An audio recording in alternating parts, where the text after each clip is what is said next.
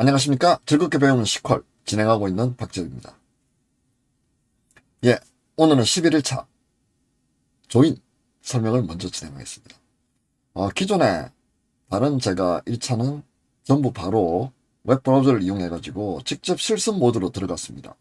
그런데 오늘은 제가 별도로 발표 자료를 만들었습니다.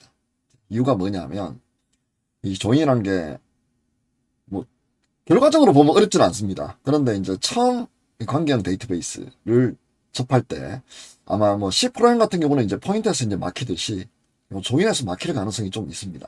그렇기 때문에 제가 약간의 그림 그리고 약간의 비유 그 다음 이제 뒤에 숨겨진 비밀 이런 것들을 풀어드릴 목적으로 본 강의를 준비를 했습니다.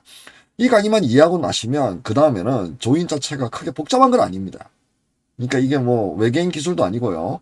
그다음 엄청나게 복잡한 수식 그리고 수학적인 사고방식을 요구하는 것도 아닙니다. 그렇기 때문에 오늘 강의 잘 이제 들으시면요. 다음에 이제 이어지는 연속적인 강의에서 제가 어떤 작업을 할 때 요때 배운 요 내용 기억하세요라고 제가 여러분한테 일깨워 드릴 겁니다. 그러면 그거를 기억하시면서 같이 보시면 이해가 훨씬 더 빠르지 않을까라는 생각이 듭니다. 예, 그러면 본격적으로 한번 진행을 해볼까요? 자, 우선 시퀄에서 이제 조인 아마 얘기는 많이 들어보셨을 겁니다. 특히 이제 분석하시는 분들은 이제 조인 관련해가지고 이제 상당히 이제 많이 이제 쓰시게 되는데요. 쓸 수밖에 없는 상황입니다. 테이블이 그렇게 만들어져 있으면 그렇게 써야죠. 중요한 이유가 뭐냐면 관계형 모델 우리가 이제 다루고 있는 게 이제 관계형 데이터베이스 즉 RDBMS라고 부르는 릴레이셔널 앞에 이제 R이 바로 관계형이거든요. 이 관계형 모델에서 여러 테이블 사이의 논리적인 연결을 가능하게 만드는 핵심이 바로 조인입니다. 즉 테이블에 흩어진 정보들을 하나로 모아가지고 표현해주는 그런 강력한 기능이라고 보시면 됩니다. 둘 이상의 테이블, 뭐 두 개가 아니고 세 개, 네 개 상관없습니다. 데이터를 이제 결합하는 어떤 그런 기능이고요. 테이블을 여러 번 읽을 필요가 없고 트랜잭션 보호가 가능합니다. 이거는 제가 조금 이따 시나리오 한번 보여드리겠습니다. 다음은 이제 외래키라고 이제 부르는 우리가 이제 어떤 카디널리티가 높은 이라는 이제 표현을 이제 쓰는데 조금 더 전문적인 용어로 이제 말씀드리자면요. 즉 식별이 가능한 이라는 이제 의미하고도 동일합니다. 개인 같은 경우는 이제 카디널리티가 높은 즉 식별이 가능한 정보가 뭐가 있겠습니까? 제일 여러분들이 잘 알고 계시는 게 바로 주민등록번호일 겁니다. 그다음 카디널리티가 낮은 즉 식별이 불가능한 데이터가 있을 겁니다. 어떤 걸까요? 성별입니다. 왜냐하면 절반은 남성, 절반은 여성입니다. 물론 이제 남성도 아니고 여성도 아닌 회색 지역이 있긴 합니다만요. 제가 그냥 편의상 그렇게 말씀드렸습니다. 그거는 제가 뭐 다른 의도로 말씀드린 건 아닙니다. 이제 요런 어떤 카디널리티가 높은 거를 보통 우리가 이제 주키, 프라이머리 키라고 이제 부르고요. 요 프라이머리 키를 이용해 가지고 우리가 특정 정보에 바로 접근할 수가 있습니다. 그런데 말이죠. 요 프라이머리 키 말고 요 프라이머리 키의 레코드를 다른 테이블에서 참조하고 싶을 경우가 있습니다. 그때 가지고 있는 게 바로 외래키, 즉 포린키라고 부르는 겁니다. 요 포린키에는 뭐가 들어가냐면 내 테이블이 아닌 다른 테이블에 있는 프라이머리 키의 값이 들어갑니다. 그럼 포인터처럼 다른 테이블의 특정 행을 정확하게 가리킬 수 있게 되는 그런 연결고리가 만들어질 수 있습니다. 이때 바로 조인이 맹활약을 하게 됩니다. 잠시 후에 이제 어떻게 이제 사용하는지는 제가 직접 보여드리겠습니다. 자, 그럼 예제 테이블을 한번 보겠습니다. 우리 이제 테이블 오늘 이제 처음 보는 테이블이 이제 두 개가 이제 등장하는데요. 앨범즈 테이블하고 아티스트 테이블이 이제 등장합니다. 요 앨범 같은 경우에는 뭐냐면 실제 요 앨범 우리 CD 같은 게 있으면 이제 앨범이 있겠죠. 요 앨범이 있으면 요 앨범은 이제 타이틀하고요. 공명. 그다음에 이제 이걸 만든 아티스트의 식별자가 들어갑니다. 여기 보시면 아티스트 아이디라고 되어 있지 않겠습니까? 요 아이디가 바로 요 아이디를 가리키도록 그렇게 되어 있습니다. 그다음 아티스트 테이블을 보게 되면 이름이 있습니다. 다른 게 더 들어갈 수도 있습니다. 예를 들어 데뷔한 뭐 시기라든지요. 아니면 지역이라든지요. 요거를 조금 더 이름은 중복될 수 있으니까요. 조금 더 구체적으로 아티스트를 특정하기 위해 가지고 부가 정보가 들어갈 가능성도 있습니다. 자, 요거는 이제 n-1 관계입니다. 여기 보시면 n-1 관계고요. 관계식. 요거는 그냥 표기법이니까 그냥 요렇다라는 거 알고 계시고요. 중요한 건 뭐냐면 아티스트 한 명이 여러 앨범을 만들 수도 있겠죠. 그리고 대신 반대는 안 됩니다. 요 반대는 안 된다는 거 아시겠죠? 이쪽 한쪽 방향입니다. n-1 관계입니다. 앨범 여러 개, 그리고 아티스트 한 명. 요 관계가 성립된다. 라는 사실을 여러분들 알고 계시면 됩니다. 즉, 한 아티스트가 여러 앨범을 만들어낼 수 있다는 사실, 여러분들 기억을 하십시오. 자, 여기까지 보셨죠? 요게 이제 프라이머리 키, 요게 이제 포린 키가 될 겁니다. 그런 말이죠. 여러분들이 잠깐 이제 다른 식으로 한번 생각을 해보시죠. 그냥 이름을 여기 넣으면 안 될까요? 요렇게. 이 테이블이 어떤 문제가 있나요? 자, 우선 중복이 많아질 가능성이 있습니다. 물론 구글 빅커리 같은 경우에는 이렇게 만들면 중복이 줄어드는, 왜냐하면 이거는 행 단위가 아니고요, 로 단위로 하다 보니까 로 단위에서 중복되는 거는 전부 다 압축을 할 수 있습니다. 그렇기 때문에 이제 구글 빅커리 같은 경우는 오히려 공간을 줄일 수 있는데요. 일단은 우리는 빅커리가 이제 아니라고 생각을 하시고요, 관계형 데이터베이스라고 생각을 합시다. 그럴 경우에는 중복이 될 경우에 공간이 많이 차지할 겁니다. 예를 들어 이름, 똑같은 사람이 여러 번 반복되더라도 그 이름 다 적어줘야 되죠. 그 다음에 이제 변경 하나 하려면 다 바꿔야 됩니다. 그런 문제가 이제 발생. 여기는 예를 들어 이름이 살짝 개명을 했다 그러면 요것만 개명하면 되죠. 여기는 나머지 영향이 없을 겁니다. 하지만 요 경우에는 개명을 했다, 혹시 아티스트가 자기 이름을 바꿨다 그러면 다 바꿔야 됩니다. 그런 문제가 발생합니다. 그다음 동명이인 처리가 불가능합니다. 이름이 같으면 아티스트를 구분할 방법이 사실상 전무합니다. 요걸 한번 보십시오. 요 테이블에서는 말이죠, 이름이 똑같더라 하더라도 아티스트 아이디가 다릅니다. 이게 굉장히 중요합니다. 즉 다른 사람, 이름이 같더라도 다른 사람을 구분할 방법이 있는 겁니다. 근데 이건 어떻습니까? 불가능합니다. 왜? 이름 말고 나머지 카디널리티를 하나 더 보강해가지고 특정할 수 있는 방법이 마땅치가 않습니다. 그러면 이렇게 해야 됩니다. 추가적으로 앨범에다가 이 아티스트에 대한 다른 정보를 넣어야 됩니다. 근데 여러분들 한번 생각을 해보십시오. 앨범에 대한 테이블이잖아요. 왜 아티스트 정보가 더 들어가야 되나요? 이런 문제가 발생. 그래서 이렇게 두 개를 나누게 되면 아티스트에 대한 다른 정보가 들어갈 때도 여기만 해당이 됩니다. 우리 클린 코드 같은 거 배우실 때도 여러분들 이런 것들, 즉 변경할 이유는 하나여만 된다 라는 거 중요한 원칙이거든요. 마찬가지입니다. 아티스트 변경이면 아티스트만 바꿔야 됩니다. 왜? 앨범을 영향을 미치죠. 어떻습니까? 이제 이렇게 못 만들고 이렇게 하는 이유를 아시겠죠? 자, 그럼 여기서 이제 문제가 이제 드디어 이제 발생합니다. 한번 볼까요? 앨범 이름과 아티스트를 함께 출력을 해야 되는 경우를 한번 생각을 해봅시다. 이 앨범에서 그냥 셀렉트를 쓰게 되면 아티스트 아이디만 출력이 되죠. 이름을 근데 우리는 알고 싶다고요. 그러면 제일 쉽게 사는 방법, 셀렉트 지리를 2번 내리면 됩니다. 셀렉터 해가지고 요 아티스트 아이디를 가져온 다음에 요 아티스트 아이디를 이용해가지고 다시 셀렉터를 한 번 더 하는데 웨어 조건에 아티스트 아이디를 여기서 가져온 아이디로 한 다음 네임을 가져와가지고 애플리케이션 쪽에서 그렇게 결합하는 방법이 있습니다. 이해가시죠? 이 방법이 있는데요. 문제가 한 가지가 있습니다. 트랜잭션 관련해가지고 문제가 발생했습니다. 요 경우는 이제 트랜잭션 큰 문제가 없을 건데요. 요게 아니고 예를 들어 쇼핑몰 같은 경우에는 특정 아이템이 있고요. 요 아이템하고 뭐 다른 테이블하고 이제 있는데요.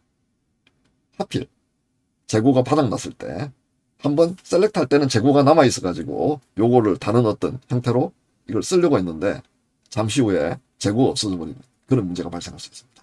그럴 경우 트랜잭션 자체에서 문제가 발생하죠. 물론 이걸 해소하는 방법이 있긴 합니다. 마이크로 서비스 아키텍처 같은 데서 요거 이제 반대 트랜잭션도 일으키고 뭐 여러 가지 방법이 있는데요. 그거는 이번 시간은 제가 다루진 않겠습니다. 그냥 그런 문제가 있을 수 있다. 즉 트랜잭션 관련해가지고 애플리케이션이 2번 쿼리를 던지기 때문에 이 두 쿼리 사이의 트랜잭션을 하나로 묶을 방법이 마땅하지 않다. 물론 뭐 전혀 없는 건 아닌데요. 그래도 마땅하지 않을 수 있다. 라는 사안에 대해 가지고 여러분들이 조금 고민하셔야 됩니다. 물론 애플리케이션에서 비즈니스 논리를 일부 활용하면 장점도 생길 수 있습니다. 분명히 장점이 있습니다. 그렇기 때문에 이제 여러 가지 방안들 우리가 이제 고민해야 되는데요. 제가 이번 시간은 이제 아주 복잡한 내용이 아니고 관계형 데이터베이스 쪽에 이제 집중하다 보니까 여러 가지 논의들 복잡하긴 하지만요. 한 가지만 기억하시면 될 것 같습니다. 애플리케이션에서 쿼리 2번 내리지 않고 쿼리 하나로 요 앨범에 있는 제목하고 아티스트 이름을 가져오고 싶다라는 게 이제 핵심인 겁니다. 자, 여기서 이제 조인이 등장하죠. 특정 테이블의 필드를 기준으로 다른 테이블의 필드를 연결하는 겁니다. 그래서 이제 요 두 테이블을 동시에 보는데요. 요 아티스트 아이디가를 이용해가지고 요 이름까지 타이틀을 출력하면서 요 이름을 같이 보여주고 싶은 겁니다. 이해가시죠? 요 아티스트 아이디가 같은 이름을 찾아가지고 타이틀 옆에 딱 출력할 수 있도록 만드는 방법이 있으면 끝나는 거거든요. 그러면 이제 조인의 정체에 대해 가지고 우리가 조금 이제 간단한 수학, 이거 아주 쉬운 수학입니다. 여러분들 걱정 안 하셔도 됩니다. 간단한 수학을 이용해 가지고 몇 가지를 한번 살펴보겠습니다. 조인의 정체는 뭐냐면 바로 데카르트 곱입니다. 데카르트 곱이 뭐냐? 트럼프 카드를 한번 생각을 해보시죠. 여러분들 트럼프 카드는 어떻게 되어 있나요? A, 2, 3, 4 쭉 올라가서 10까지 있고 J, Q, K 있죠. 물론 뭐 반대로 될 수도 있습니다. 2부터 시작해가지고 10, 이제 9까지, 10까지 가고요. 이제 J, Q, K, A, 에이스 이렇게 들어갈 수 있죠. 그 다음 또 한 가지가 뭐가 있습니까? 바로 모양이죠. 클로버, 다이아몬드, 하트, 그리고 스페이드. 예. 스페이드가 제일 먼저 나와야 되죠. 보통 순서는 뭐 그렇죠. 그러면 요게 이제 집합이 요게 보시면 1차입니다. 요게 또 1차죠. 요거 두 개의 원을 다 곱하는 겁니다. 그러면 차원이 하나가 늘어나죠. 2차원이 되면서요. 이게 합성 곱이 됩니다. 그러면 이렇게 되는 거죠. 에이스, 스페이드, 에이스, 하트, 에이스, 다이아몬드, 에이스 하고 쭉쭉쭉쭉쭉쭉 다 갑니다. 그러면 총 요거 곱하기 요거 4 곱하기 한번 보자. 4 곱하기 요게 A까지 하면 10개 하나 12, 13 4 곱하기 13, 즉 52개의 카드가 나오게 되는 겁니다. 이게 바로 어떻게 보면 조인이 전부입니다. 이렇게 말씀드리니 굉장히 허탈하시죠? 이게 이제 점점 더 차원이 올라갈 겁니다. 이게 많아지게 되면요. 왜냐하면 곱집합 자체가 늘어나게 되죠. 개수의 비례를 해가지고요. 여러분들 행렬 배우신 것 간단하게 생각하시면 좀 더 이해가 되시지 않을까 싶습니다. 이렇게 가로 곱하기 세로 이렇게 행렬 해가지고 이제 차원 그렇게 늘어나는 거를 생각하셔도 됩니다. 자, 그러면 요거는 이제 크로스 조인이라고 부릅니다. 크로스 조인요. 이렇게 하는 걸 크로스 조인이라고 부르는데요. 제일 대표적인 조인입니다. 설명을 한번 요 세 가지로 한번 해보겠습니다. 크로스 조인을 1, 2, 3, A, B, C가 있으면 요 1 기준으로 해서 A, B, C 2 기준으로 해서 A, B, C 3 기준으로 해서 A, B, C 해서 쭉 늘어놓으면 됩니다. 요게 바로 조인의 전부. 간단하죠? 어렵지 않습니다. 요게 이제 바로 이제 곱집합인데요. 조건을 조금 더 강화시킬 수 있습니다. 강화. 그게 이제 중요한 거죠. 예를 들어 왼쪽 기준 또는 오른쪽 기준 아니면 둘 다 양쪽 기준 이렇게 기준을 주게 되면 곱집합의 나온 결과가 제약이 생깁니다.